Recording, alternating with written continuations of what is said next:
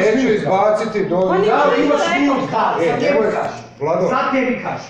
Vlado, Znači nema Vlado. nemoj to. Sad tebi kažu. Onda izbaci napolje. Druže, nemoj vikati da... Dobro, super. Ne. Mislim da smo za minut završili. Pukovno još minut.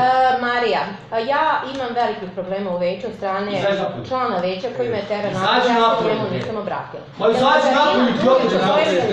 Izađi napolje, be idioti jedan! Idiotski, be jedan! Jebeni idioti! Evo čuješ? Evo čuješ? Miro. I mate, jebe mate! Izađi napolje! Miro. Izađi napolje, idioti jedan! Izađi napolje! Čuješ? Okej, ovo je sve snimljeno. Izađi napolje! Izađi napolje iz moje kancelarije! Istog trenutka, bre! Bolesnica jedna, marš napolje! Miro, Molim?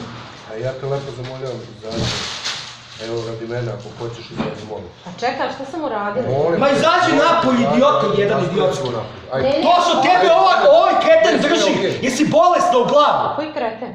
Ovo je gore, jesi bolesna u glavu, marš napolje! Ajde, molim.